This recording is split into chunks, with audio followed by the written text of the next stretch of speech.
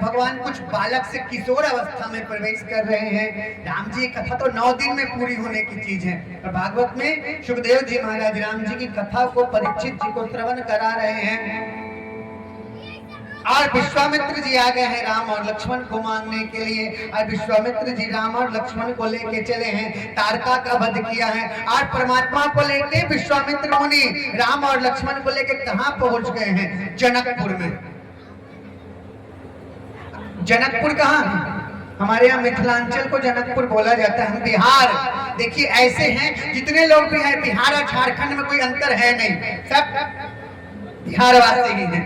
पूरे बिहार में ही, पूरे विश्व में बिहार एक ऐसा जगह है कि जहां हम लोग राम जी को भी गाली देते हैं। गाली क्यों? क्योंकि राम जी हमारे यहाँ के क्या है? जमाई। मिथिला की बेटी है किशोरी जी, और राम जी क्या है? जमाई। हमारे यहाँ मिथिलांचल में राम जी को जीजा बोला जाता है, जीजा। जनकपुर में प्रवेश किया है राम और लक्ष्मण को लेके विश्वामित्र जी। जनकपुर में क्या लगा है? मेला। अरे लागल जनकपुर में मेला, देखेला हमरा मनवा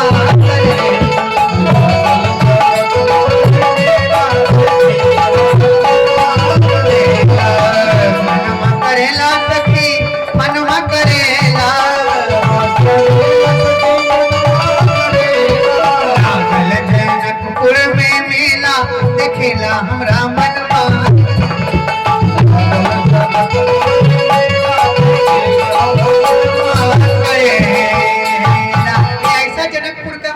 कि 2 घंटा नहीं 2-4 दिन चलेगा तब भी खत्म नहीं होगा। अच्छा देखिए, राम जी का जो बारात निकली थी, क्या वो? राम जी की जो बारात निकली थी, ध्यान दीजिएगा जितने लोग बैठे हैं, माता जी लोग जरा ध्यान दीजिए 2 बार, 2 मिनट। जब राम जी की बारात मिथिला पहुंची थी, तो राम जी की बारात जब मिथिला पहुंची थी, तिवारी जी, प्रोफेसर साहब ध्यान दीजिए, राम जी की जब बारात मिथिला पहुंची थी तो सबसे पहला भोजन बारातियों को क्या खिलाया गया था? सीता जी कौन है? उद्धव स्थिति संहार कारणी सर्वेश करी सीता न तो हम राम बल्लभा। साक्षात लक्ष्मी का स्वरूप है सीता जी। जिसकी बेटी लक्ष्मी है, उसके बाप का ऐश्वर्य सोचिए क्या होगा। ये जो हम लोग पढ़ते हैं ना, क्या हनुमान चालीसा में, अष्ट सिद्धि नवनिधि के दाता अस्वर दीन जानकी माता। वकील साहब, अष्ट सिद्धि नवनिधि के दाता अस्वर दीन जानकी माता हनुमान चालीसा में पढ़ते हैं। ये 8 प्रकार की सिद्धियां और 9 प्रकार की निधियां थी किसके पास? न ब्रह्मा के पास थी, न विष्णु के पास थी, न महादेव के पास थी। ये थी किसके पास? महाराज जनक जी के पास। 8 प्रकार की सिद्धियां और 9 प्रकार की निधि। जब जानकी जी का विदाई हो रहा है तो उसी जानकी जी को जनक जी ने 8 प्रकार की सिद्धियां और 9 प्रकार की निधियां विदाई में उपहार स्वरूप दिया है। सोचो, जिसकी बेटी महालक्ष्मी है, जिसकी बेटी महालक्ष्मी है, जिसके पास खुद 8 प्रकार की सिद्धियां और 9 प्रकार की निधियां हैं, उसकी बेटी का जब विवाह होगा तो बारात में कितने प्रकार के व्यंजन होने चाहिए? पर जब बारात पहुंची है तो सबसे पहले बारातियों को क्या परोसा गया है? पत्तल, पत्तल पे चावल, उस पे दाल, शुद्ध घी, सब्जी। विचार कीजिएगा, पूरी खाइएगा तो पूरी को तोड़ के खाना पड़ेगा, तोड़िएगा, पूरी में सब्जी लगाइएगा तब उसको खाइएगा। रोटी खाइएगा, रोटी को तोड़िएगा, उसमें सब्जी लगाइएगा तब खाइएगा। पराठा खाइएगा तो भी उसको तोड़िएगा, तब चटनी जो भी लगाना है लगा खाइएगा, तोड़ के खाइएगा। पर चावल, कोई ऐसा व्यक्ति है यहाँ पे बैठा हुआ जो पहले 1 चम्मच चावल खा ले, उसका 1 चम्मच दाल पी लेगा? चावल के संग पहले दाल को मिलाया जाता है, बिहारी भाषा में साना जाता है, तब उसको मुंह में डालते हैं। और एक बार जब दाल में चावल सन गई तो पानी से भी धोइएगा तो चावल पीले पीला हो जाए। दाल और चावल बेटी के विवाह में आज भी हमारे यहाँ ब्राह्मण समाज मिथिलांचल वगैरह में जाइएगा तो 10-20 लोगों को रोक लिया जाता है। बेटी हमारे यहाँ इसको ब्याही भात बोलते हैं कि जब शादी हो जाती है तो मड़वा पे दूल्हा परिवार के 10-20 लोग चावल दाल बैठ के खाते हैं। क्यों?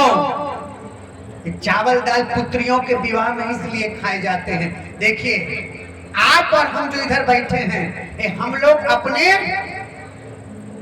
पिता के कुल को तारेंगे। हम बहुत अच्छा काम करेंगे तो हमारे पिताजी का नाम होगा, पर ये जो बैठे हैं इधर ये जब बहुत अच्छा काम करेंगी तो इनके पिता का भी नाम होगा और इनके पति का भी नाम होगा।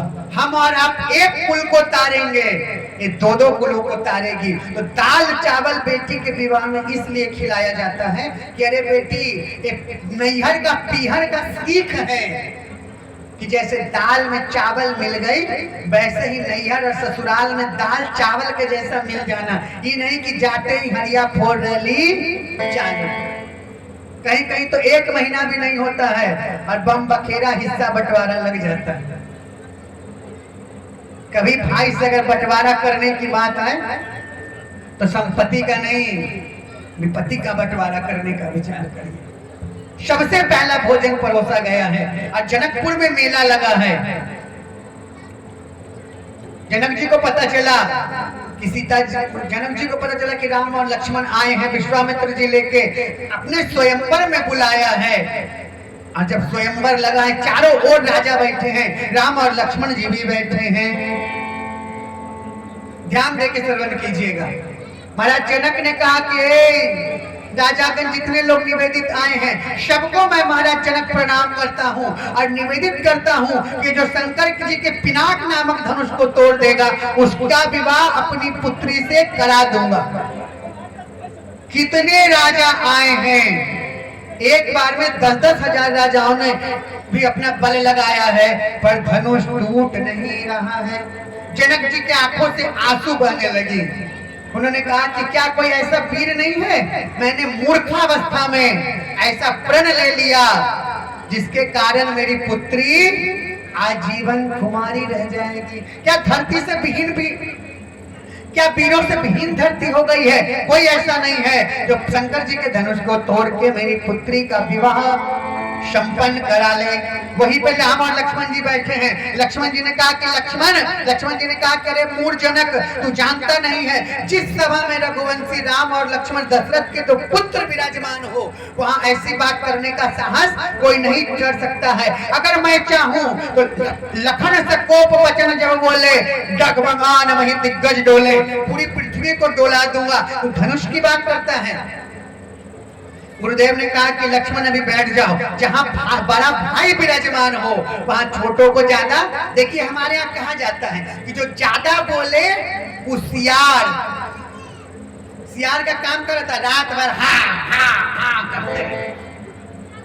होशियार का काम क्या रहेगा? कम बोलेगा। जो कम बोले वो होशियार और जो ज्यादा वो होशियार। कहा गुरुदेव ने कि हे लक्ष्मण बैठ जाओ और जहां तुम्हारे श्री राम जय जय राम,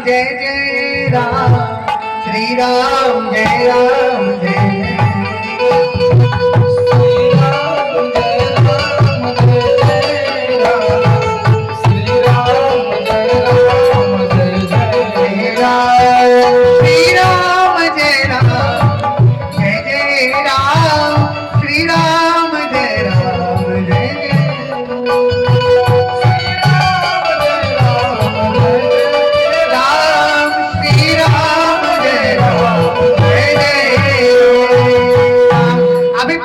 बहुत जगह है जिसको जहां जगह मिले पीछे भी बिछाने की व्यवस्था हो जाएगी। आप निर्विघ्न रूप से आइए और कथा का आनंद लीजिए। राम जी को गुरु जी ने कहा उठो राम भंजो भव चापा, जाओ और जनक के धनुष को तोड़ के जनक का संताप मिटा दो। राम जी गए हैं, ताकते ताकते सीता जी को ताक रहे हैं और धनुष को लिया, उठाया और धनुष को तोड़ दिया। बोल राजा रामचंद्र भगवान की जय। अब जब धनुष टूट गया तो विधिवत तो राम सीता जी का विवाह हो गया। अब सीता जी को बुलाया गया वरमाला लेके। सीता मैया आई माला लेके। अब जब माला लेके आई है सीता जी, तो सीता जी की अब उम्र उस समय 9 वर्ष है और राम जी की उम्र कितनी 14 साल की। अब लड़की तो थोड़ी नाटी कम हाइट की रहेंगी और पुरुष ऊंचा रहता है। एक तो राम जी 6 फुट के, ऊपर से 2 फुट का मुकुट। अब राम जी लंबे, सीता जी छोटी। अब बार बार सीता जी माला ले, हाथ ही ना पहुंचे। तो मिथिलानियों ने कहा कि ए दूल्हा सरकार, हे पहुना, हमारे दामाद देखिए बहुत सम्मानजनक शब्द है, पहुना, मेहमान। ए पहुना जरा सा झुक, तनिक झुक जाएगा, जहां झुक जाइएगा जयमाला हो जाएगा। अब हमारे राम जी इतने सीधे कि झुकने को तैयार हो गए।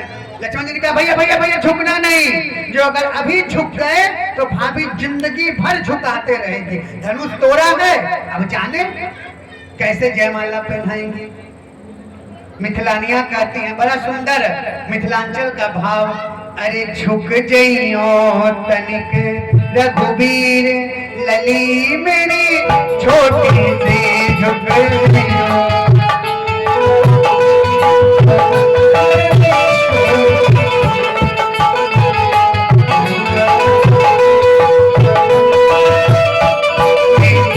झुक गइयो तनिक रघुबीर, लली मेरी छोटी सी।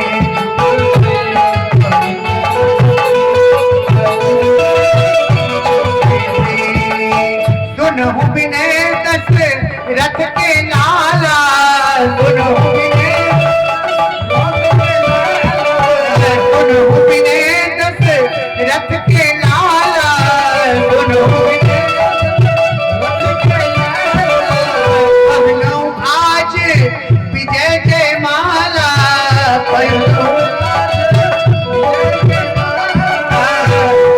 गावे मंगलाचार किशोरी मेरी छोटी सी।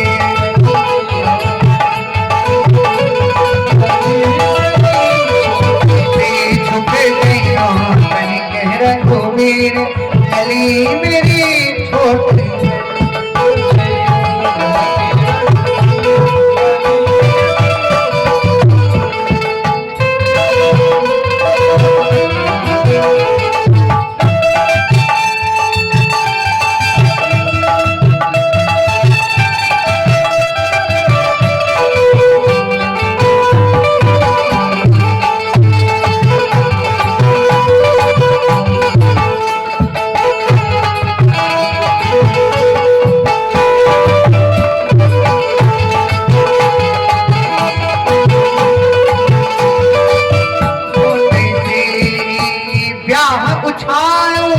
सुमंगल गावे, नगरवासी लोचन फल पावे, नगरवासी तब युगल चरण बलिहार, किशोरी मेरी छोटी।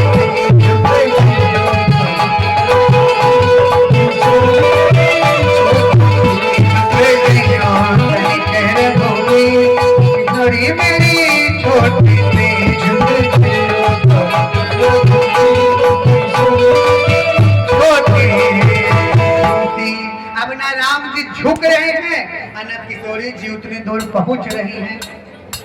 तो कुछ लोगों ने कहा कि एक काम करो, सीता जी को एक सिंहासन लाओ और उस पे चढ़ा के बराबरी कर दो। लोगों ने कहा कि नहीं, स्त्रियों को सिंहासन पे खड़ा होना मर्यादा शोभा नहीं देता है। अब कुछ कहें कि लक्ष्मण जी तो उनके भाई हैं, उनके शीश पे ही पूरी की पूरी पृथ्वी है। कुछ जुगाड़ लगाए कि जहाँ राम जी खड़े हैं वहाँ की पृथ्वी को थोड़ा उठा दे, जहाँ जहाँ सीता जी, जहाँ पे सीता जी खड़ी वहाँ की पृथ्वी को थोड़ा उठा दे, और जहाँ राम जी खड़े हैं चाहे उसको थोड़ा नीचे कर दे। लोग कह रहे हैं कि देखो ये अपोजिशन पार्टी का नेता है, ये हमारी मदद नहीं करने वाले हैं।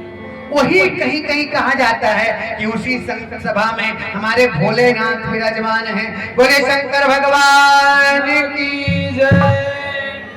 शंकर जी ने कहा कि लक्ष्मण जी भैया एक बात बताओ, कोई उपाय है कि राम जी झुके भी नहीं और वरमाला डाल दी जाए। लक्ष्मण जी ने कहा बाबा एक युक्ति है, हमारे यहाँ अयोध्या में परंपरा है कि जब बड़ा कोई बहुत बड़ा काम करता है तो छोटा दंडवत करके प्रणाम करता है, और छोटा कोई बहुत बड़ा काम करता है तब भी वो अपने बड़े को दंडवत करके प्रणाम करता है। मैं जा रहा हूँ। और गए, सीता जी के कानों में कहा कि भाई भाभी भाभी मैं भैया को प्रणाम करने के लिए झुकूंगा और भैया मुझे उठाने के लिए झुकेंगे, मैं भैया को प्रणाम करूंगा दंडवत और भैया मुझे उठाने को झुकेंगे, तुम एक पल भी देरी नहीं करना, जयमाला डाल देना।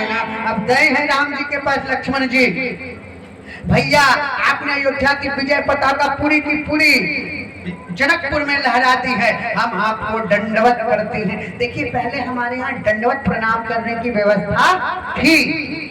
दंडवत प्रणाम के बाद लोग चरण छू के प्रणाम करने लगे, चरण छू कर प्रणाम करने के बाद ऐसे प्रणाम करने की बारी आई, फिर धीरे धीरे ऐसे प्रणाम करने की बारी आई, फिर घुटना छू के प्रणाम करने की बारी आई। अब तो लोग पलकों को झपका लेंगे, हो गया प्रणाम।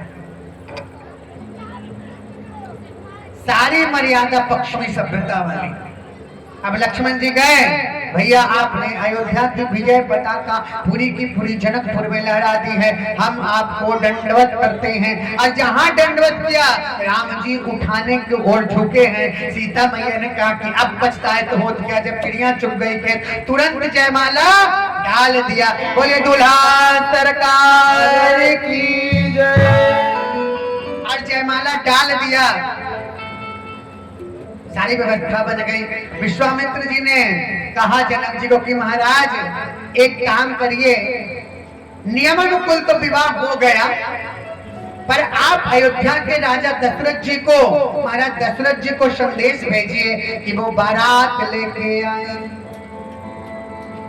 दूत गए हैं, पूरी की पूरी अयोध्या में हर्ष है कि राम जी ने धनुष यज्ञ में सीता जी का वर्ण किया है और अयोध्या से बारात चली है कि अवध नगरिया से चलने बारियतिया हो सुहावन लागे, बजवा बजेला घन घोर हो सुहावन लागे।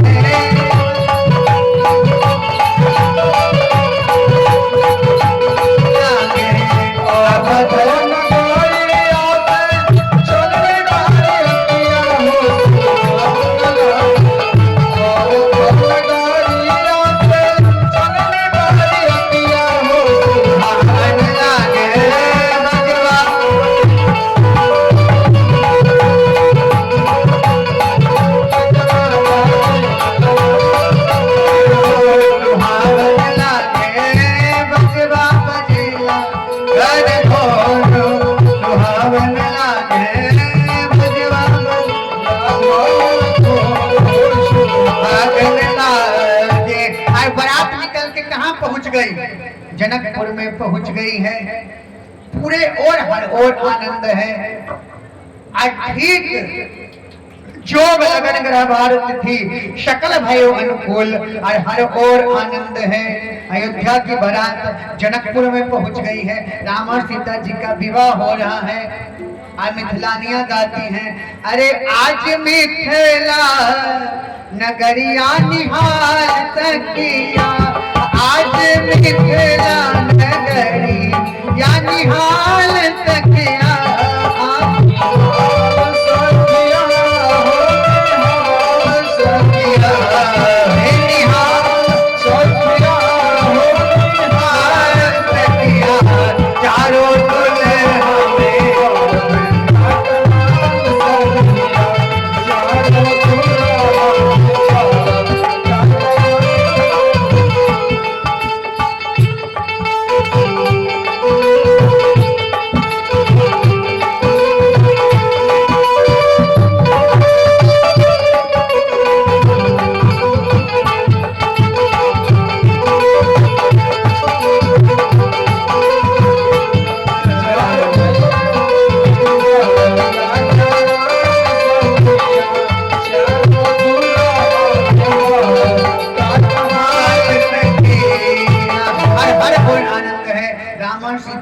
का विवाह हुआ है, लक्ष्मण भरत शत्रुघ्न सब लोगों का विवाह करके वापस अयोध्या में बारात आ गई है। अयोध्या में हर ओर आनंद का ही माहौल है। अब देखिए एक बात, जितने लोग बैठे जरा ध्यान देकर सुनिएगा। सुर नर मुनि सबके यह रीति, स्वार्थ लागी करे सब प्रीति। इस संसार के जितने भी लोग हैं सबकी प्रीति क्या है? स्वार्थ के लिए। पहले भी बताया है कि साथी है मित्रगण, जल बिंदु पार तक अर्धांगिनी चलेगी केवल मकान तक। परिवार के सब लोग चलेंगे श्मशान तक, बेटा भी हक निभाएगा अग्निदान। ये सबकी प्रीति क्या है? पूरी की पूरी सभा लगी है। महाराज दशरथ ने कहा कि अब मेरी अवस्था वृद्ध हो गई है, क्यों नहीं राम को युवराज बना दिया जाए।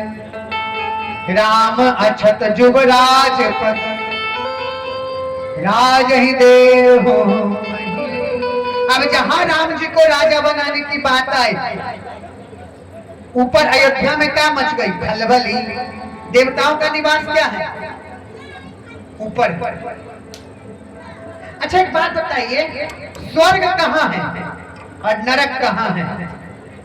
65 करोड़ लोगों ने, भाभी जी सरपंच महोदया पूर्व सरपंच है भाई, 65 करोड़ लोगों ने कुंभ स्नान किया, तब तो 65 करोड़ लोग पाप से मुक्त हो गए होंगे। बताइए, 65 करोड़ लोगों ने कुंभ स्नान कर लिया, गंगा जमुना सरस्वती त्रिवेणी स्नान कर लिया, 65 करोड़ लोग तो पाप से मुक्त हो गए होंगे। इस भुलावे में बिल्कुल मत रहिएगा। जो जाने अनजाने में पाप होंगे वही गंगा यमुना सरस्वती और गंगा मैया में धुलेंगे, और जो जानबूझ के पाप किए जाएंगे वो तो यमराज के लाठी डंडे से ही होते। और जान लीजिए स्वर्ग और नरक कहीं नहीं है। जैसा करिएगा कर्म, सारी व्यवस्था यही की, कुछ नहीं, सब कुछ चुकता करके जाना पड़ेगा। किसी ने कहा है कि कबीरा जब हम पैदा हुए जग हंसे हम रोए, जग हंसे हम रोए, ऐसी करनी कर चलो कि हम हंसे जग रोए, हम हंसे जग रोए। खराब, दुष्कर्म, कपटगिरी, लालच, छल, प्रपंच करिएगा, सब भोगना यहीं पड़ जाएगा। जैसा करिएगा कर्म, फल वैसा ही मिलना मिलना। तो हम आपसे निवेदन कर रहे थे कि देवताओं का निवास ऊंचा है, ऊंच निवास नीच कर तूती, ऊंच निवास नीच कर तूती, देखी न सकई पराई विभूति, उच्च निवास